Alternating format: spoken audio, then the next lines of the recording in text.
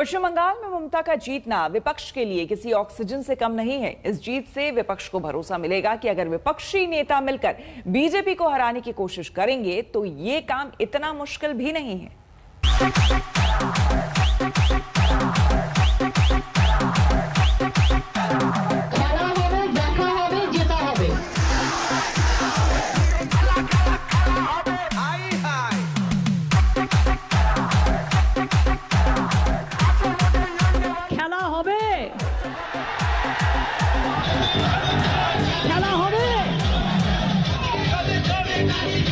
धन्यवाद, अनेक अभिनंदन। दिल्ली से आकर किसी भी राज्य में इस प्रकार से दादागिरी कोई नहीं कर सकता, चाहे महाराष्ट्र हो चाहे पश्चिम बंगाल हो। बांग्लार मानुष, बांग्लार जय, बांग्लार जय, बांग्लाई पारे, बांग्लाई पारे। इस देश के अंदर में जो नफरत की राजनीति करेगा वो औंधे मुंह गिरेगा। बंगाल के चुनावी नतीजों में टीएमसी की बम हुई तो विपक्ष के हाथ बीजेपी पर हमले का सबसे धारदार हथियार मिल गया। बंगाल में ममता बनर्जी की जीत को कोई बीजेपी की दादागिरी का जवाब बताने लगा तो कोई नतीजों को नफरत की राजनीति का नतीजा।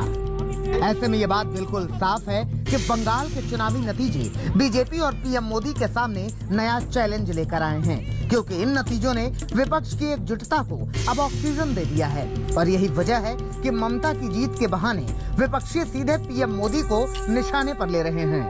लेकिन प्रधानमंत्री मोदी जी तो सब कुछ छोड़कर, कोरोना की लड़ाई छोड़कर पश्चिम बंगाल में इस तरह से व्यस्त रहना मुझे लगता है कि ठीक नहीं था।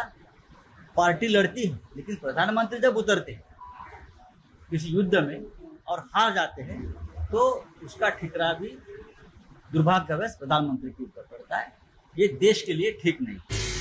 बंगाल में दीदी की बम्पर जीत के बाद विपक्षी नेताओं के बधाई संदेश में भविष्य के सियासी रणनीति की झलक साफ दिखाई दे रही है। ममता को बधाई देते हुए एनसीपी के अध्यक्ष शरद पवार ने लिखा, ममता बनर्जी आपको शानदार जीत पर बधाई। लोगों के कल्याण के लिए और मिलजुल कर वैश्विक महामारी से निपटने की दिशा में काम जारी रखेंगे। वहीं केजरीवाल ने बीजेपी का दमदार तरीके से मुकाबला करने के लिए दीदी को बधाई दी। पश्चिम बंगाल में बड़ी जीत के लिए बधाई। क्या मुकाबला किया है, पश्चिम बंगाल के लोगों को बधाई। जम्मू कश्मीर के पूर्व सीएम उमर अब्दुल्ला ने तो ममता को बधाई देने के बहाने बीजेपी और चुनाव आयोग तक को निशाने पर ले लिया।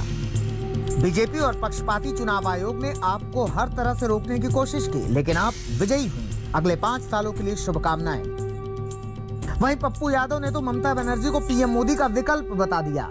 दीदी इस देश की भविष्य। तो बोलते थे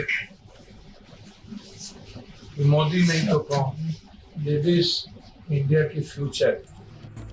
लंबे समय से विपक्ष को मोदी और शाह की जोड़ी का कोई जवाब नहीं मिल रहा था, लेकिन ममता ने जिस दमखम के साथ बंगाल में जीत हासिल की है उसने विपक्ष को भी नई प्राणवायु दे दी है, जिसका सीधा असर आने वाले वक्त में देश की राजनीति पर दिखाई देगा। मौसमी सिंह के साथ अनुपम मिश्र, कोलकाता, आज तक।